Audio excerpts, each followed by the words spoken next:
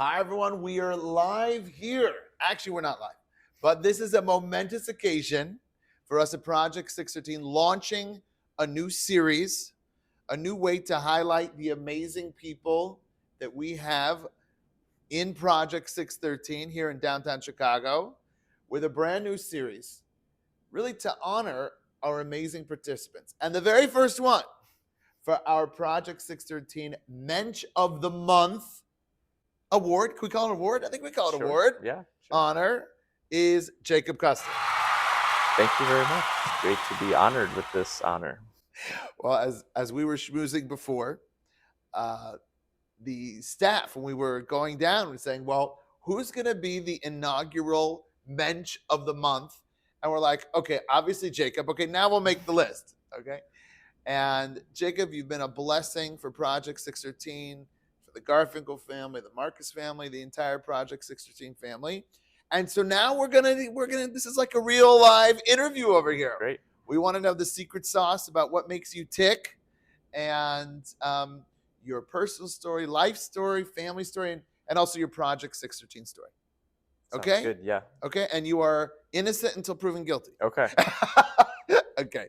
So Jacob, tell us about yourself. How did you grow up? Where did you grow up? Tell us maybe a little bit about your family. Yeah. And then I want to ask you about your family story. Yes. Yeah. So I'm from Buffalo Grove. I have two brothers, and my parents, we were raised in a Reform household. Actually, my older brother, we attended a conservative synagogue in Buffalo Grove. And then for me, we shifted to a Reform synagogue called Beth Or, and that's where I was bar mitzvahed. So I did. So you were bar mitzvahed? I was bar mitzvahed, yeah. Wow, that's already a cut above. Good for you. I'm like, I don't know how many jokes I can make here. I was going to say Reform. Make as many jokes as you can. Reform people get bar mitzvah too. Although I picked my Torah portion, which I later learned is not the generic situation, but it's fine. I got bar mitzvah, and so I went to Sunday school, bar mitzvah, and I think like the story that you see with a lot of your students, it kind of ended there for me from a Jewish standpoint. But Judaism, to me, I always would say, oh, I'm the funny Jewish guy. Like that was my brand in high school, and like funny Jewish. Like that's how I connected. So in high school, that's how they knew you. Yeah. Jacob was the funny Jewish guy. Yeah, and that's how I viewed myself too. Like I'm funny because I'm Jewish. I don't know why those things went together. I also had an afro when I was bar mitzvah. It was like this big. Really? And I can show you that picture. I think, should we make that the cover picture of this? That would be pretty good for your marketing. Could we Photoshop Rabbi in there with my arm around you with the? You should. Okay, it's some amazing photos actually. Okay, we could figure that one out. That's amazing. But you already kind of knew that you were unique because you were Jewish. Oh yeah, I always felt that. Like, why am I Jewish? Everyone else is Christian. Like, what is about me that I'm Jewish? Like, I did not know what that really. I knew something was there. But I think for a lot of Jewish people, because for Buffalo Grove High School too, which was I did not go to Stevenson. Okay. It's always the first question I get. There was not a lot of Jewish people there. I know people might sound surprised hearing that, but you're talking about Stevenson as a larger percentage of Jews. So my high school is not as Jewish, and so there wasn't a lot of us. And so I'm saying I felt unique in that way. That's amazing. That actually is amazing. Yeah. Okay. Tell us, and our families are close. We've had the Custers over, and You've met my aunt and cousin from Arizona and the whole thing. And tell us, there's a really unique story about how your grandmother, is it? My great-grandmother. Your great-grandmother. Please tell us about it. It's really inspirational, and your take on what that means. Yeah, so my great-grandma, my mom's side, her name's Maya Kalinsky, May, and she, I heard the story of how she even came to America. So she's from Titiev, Ukraine, and unfortunately, I'm not amazing with the history, but in 1919, 1920, there was a Russian Revolution. There's a lot of, I think it's the Cossacks, they came and they just started killing Jews in these were the Russian pogroms. And so I would grow up and my grandma had this picture of her grandma's family on the wall. And we always would look at this because it would be like this little girl was like 5 and then all these people on the wall. And they had all these like crazy outfits. And we would always say, oh, did you know that they all died the next like hour after that was taken or something like the next like few hours or day. And I don't know, maybe they took a family photo before pogroms happened. They knew. I don't know the exact history, but my question was, how did she go? She survived the pogroms, and then like how And did she she? was the only one? She also had, I think, a brother or a cousin. And there was like someone else. Her mom died in the pogroms, and then I don't know the full story, but she somehow made her way like across the ocean to, I think it was Canada first, and then the United States. They went to Cleveland, which is where my grandma was born, and then we've been in Chicago since the 1940s. Wow. So I And what just does it mean, like feeling like a survivor of this, and that your family story? yeah, I mean, I think the word miracle is fair because I mean, how did she survive? Like all these people died in that small town, and she survived, and then that means that I'm alive down the line, and she, I'm a Russian. It's weird because when I meet people who like their family came here more recently, I'm like, well, I've been here for a long time, but it's just this weird feeling of like I just came here earlier, but I have a deep connection to Chicago, like, but it's just it means a lot to my family, that story. My dad's side also came from Russia, so it's like everyone came to the US from Russia, I I guess. I joke. We're all from Russia. Depends which century we came, but we're all from Russia. Yeah. Yeah. So I same. My family. My father's 1906 pogrom Yep. killed my great grandfather. My great grandmother took 4 boys and somehow got through Ellis Island, and that's the rest of the story. So tell us about any hobbies you have. Tell us about Jacob's single. Okay. Oh, maybe. Oh, maybe. Okay, I Thank don't you. know. No, I Okay. am, Yeah, but I am. thank Okay, you. fine, ladies. Okay. Okay. So Jacob, tell us any hobbies. Yeah, so the biggest one I usually say is I've always been a musician. Like I play the tuba. It's a big instrument. I know you. Oh, is it bigger than you? Yes, tubas are very big. It's always a question people ask me. And so I played the tuba since I was in 6th grade, and I'm 29 now. So it's been quite, maybe 13, 14, 15 years or whatever. And I still play to this day That's amazing. it's a community band in Lincoln Park. And I go to the Chicago Symphony Orchestra all the time. Like That's I amazing. go by myself. Like I'm That's going amazing. tomorrow. I went last week. I bring my parents. I bring friends. I'm very So connected to. And by the way, a lot of these composers were Jewish, as you Yes. should know. Okay, that's maybe But a show for another time. But yeah, yeah, there's a lot. There's a lot of music and Judaism and connection. Okay, so your bar mitzvah, you're done with your Judaism. Check the box.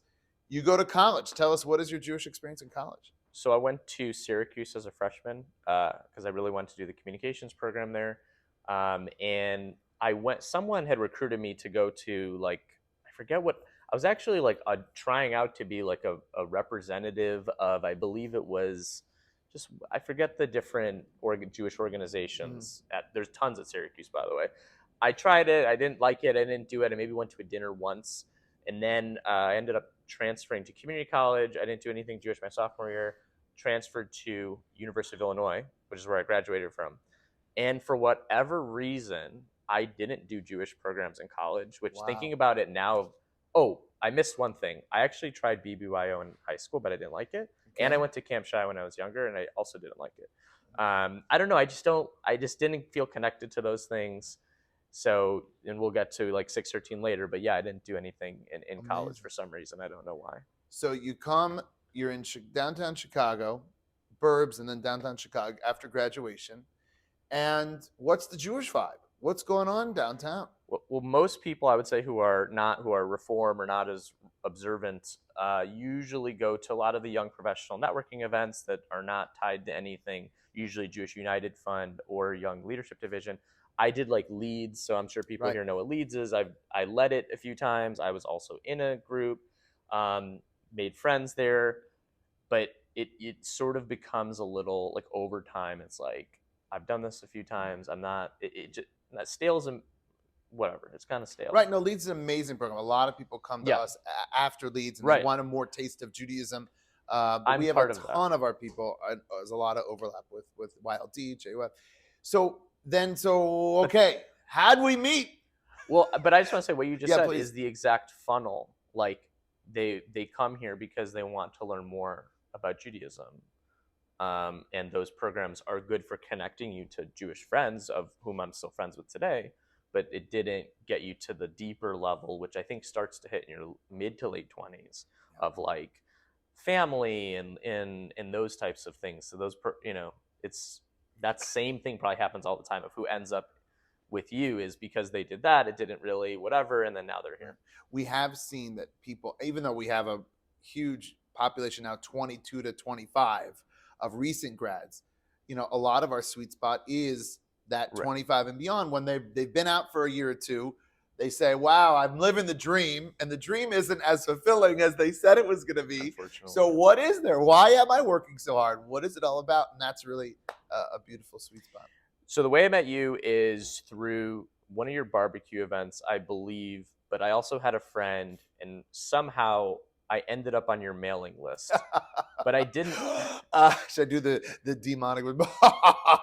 Well, I know you always like, who's reading these emails that you spend probably a lot of time creating, which are good emails. But I am a huge travel person. Like before I met you, I had been to Japan and I studied abroad in Spain, and I love travel. So I think the subject line of one of these emails, because I had been on the list for a while maybe, but it's something about a trip to Poland. Was it to Morocco? To Morocco. So Morocco, no, there's a little story there. But to Morocco, and so I was like, oh, that sounds interesting. But there was a specific line actually that caught my attention more so than anything that said, you rhymed the word Deloitte somehow with like Detroit, Right. and then also the word Bayshert was somewhere along there. I worked for Deloitte at the time, and I was confused because I was like, is he writing this at me? I thought you were like, you knew who I was. I was like, I'm gonna write this so Jacob notices. Like, if you work at Deloitte, you'll meet your Bayshert, and she'll be from Detroit. It was something like that. And I was like, well, I do want to go on a trip. So I think I signed up, and then the rest is history. And I've basically been a consistent attendee of your program since that point in time. It's amazing. Can you imagine if I would have picked another company to rhyme that rhyme? Never would have happened. Well, I'll tell you, I started with Detroit because we were going with the young professionals from Detroit and Houston as well. So should I do Houston? I'm like, no, Detroit. What rhymes with Detroit? Deloitte. So it was great. I read a little poem. We'll have to dig up that email. Well, also what's weird about Poland, and I know we didn't get into that, but we get there and the first thing you see in Warsaw is the tallest building says Deloitte on it. It was like it was a message to you. Yeah. So amazing. So we were going to go to Morocco. This was post-COVID, and you had been already for Shabbat at that point, and then started to come to learn. Yeah. Our weekly learning sessions, and then we were ready to go to Morocco. We were post-COVID, sort of, and then all of a sudden, I think it was called Omicron. Was that the deviant virus, whatever? In the winter. Happened, and then literally 2 weeks before, Morocco closes their skies, and the amount of planning that we had put into that, it was, and everyone. So I call it the Great Pivot, and it was to your testament to you. There were 6 out of like 14, I think 14 or 15 of our people made that pivot. I called up a friend who was running a trip to Poland, of all places. So like, you want to go to Poland? Like Morocco, Poland, Morocco. And you went. In the winter. In the winter. Dead of the winter. And tell us about that. Yeah, so you said, hey, does anyone want to go to Poland instead? And there was this kind of, I don't even know the right word to use, but this ominous WhatsApp voice message, like, oh, you forwarded it to us. And some rabbi that is kind of like not talking directly into the microphone. It's like, well, Poland is a really good trip. It has its highs, it has its lows. And I just was like, I kept thinking like, I don't know if I want to do that. Like, it's gonna be cold, but I think part of me I was curious though, of course, of like Auschwitz and these camps, and I've heard about people who've gone. And yeah, I said sure, and the people who went on that trip, even to this day, we're very close friends, like India and Melissa. 100%. It was almost like the fiery furnace. Like you put the clay in raw and it comes out and something beautiful is made. But it really, that group of people is very, very special. Well, and something I just forgot to mention, I went to Birthright when I was actually in college in like 2015. And I've told you before that I felt connected to Judaism, but I didn't feel connected than when I went to to Poland. Right. Interesting. There was something about the Yeah. Poland experience. That's Poland, and you can ask my mom, and she'll back that up. Like, Poland is the spark for me, for whatever reason. Actually, I do remember some epiphanies I had on that trip of why I felt that way. But I don't, and I'm sure Israel is great. I want to go back sometime soon, but there's something about that experience that was I unique. think it's when you come face to face with, they want to destroy us. So why are we here? And how we resisted spiritually, and they've always wanted to take us out. So it forces us to ask the question, like, so what are we here for? What is so important about us? And I remember feeling it fired me up. Yeah. It fired me up. They want to take us down. And since then, it's only gotten worse. Worse, right. And it gives us like that fight. So I think that's one of the reasons why Poland is so impactful. Yeah. Okay. So we did Poland because we pivoted, and then the next year we actually got a chance to do Morocco itself. Right. And then the next year was October 7th. So it was literally Right. the one window Yeah. that we could do it. So give us a little bit about Morocco. Morocco was interesting. So the Jews were expulsed from Spain in 1492. Some of the Jews went just to Morocco is like just across the Gibraltar Strait of Gibraltar or whatever. Mm-hmm. And so there was a large Jewish population there for a long time. And we went and we learned this whole concept where after Israel was open, a lot of them left in a very short period of time to Israel from Morocco. Right. But this rich history about how close the Jews were with the king, and just the different places. We went to a town where it was like we met the last Jew of the town. I mean, It was both like nice but sad.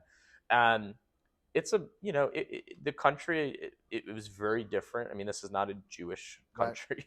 Right. But the history was very cool. We went to some old synagogues and things, and we went to an old mikvah. Dancing and the singing in these old synagogues. Well, we were the last ones in Fez. We were the Jews. There hadn't been, Right. We had done that in Poland too. This idea of being the first group of Jews to dance in like a synagogue for like 75 years. No one had done it, and I really connect with that type of activity. Amazing. We did that, right? Did it in Poland and in Morocco. Amazing. Yeah. That was a great trip. Also, really spectacular. Okay, we got to get back to traveling. Okay, we're gonna get to a travel experience in a moment. Tell us now. Another thing you've been involved in is our weekly programs, our Shabbos in the city, which has been amazing. But Shabbos in West Rogers Park. Give us a little bit about Shabbos in West Rogers Park, because I think that's a hump that people have to get over. Is. Yeah, you've said it before. Like, by the way, for people listening still, they're listening. Yeah, I was very resistant, as many people are, to really anything. I think that you were telling me at first, because I just was like, what does he want so bad from me? Like, I've never met somebody who is so consistent in their outreach, and I was like, he cares more about something that I'm missing here. Like, I don't know what it is. And so, I just over time that changed, because I was like, no. And then it started to change. And I think Shabbat does help with that. Like going to West Rogers Park, meeting the families, and just like, these are your family. Like, these are people who are slightly more observant than you, but they have a different lifestyle. So the Shabbats have been very great when I've done them. It's amazing. So people understand, like, Chicago, downtown is where the young professionals live, and then about a 30-minute, sometimes even more, drive to West Rogers Park is where the Orthodox Jewish community is. And I tell you, I'm very unpopular, because everyone walks around and say, hey, why don't you send me guests? You don't realize what a commodity you are. People really want to have you, and it's... And I don't think anyone really realizes that there's all these people who want to host you. They want to make you food, and it feels weird at first. You're like, do I owe them something? Like, where do I pay? You're just part of the Jewish people. That's it. That's the bottom line. And then the love of the Jewish people for each other. Yeah. And so at first, it's a weird experience. And then you're like, wait, I actually like that. And I like the food. I like the music. I like the people. I like the traditions. It's a very powerful thing to do, but it is a lot. Like, you can't use your phone for 24 hours. If you've never done that, that's kind of... or just walking around in general. Although there's no FBI agents checking the phones. We make it like a challenge. No, it's actually to a point where you're like, oh, I actually did it, or I actually did turn my phone off. And also just walking around in a neighborhood where people are is you said, like, I actually talk to my neighbors, right? That's your big joke. It's like, Yeah. I mean, we don't really talk to our neighbors. I hope they're not watching. When we were no, The neighbors aren't watching. no, in like being able to walk around and say like good Shabbos, and people say that, it's a very cool environment to be in. It's amazing. Yeah. Amazing.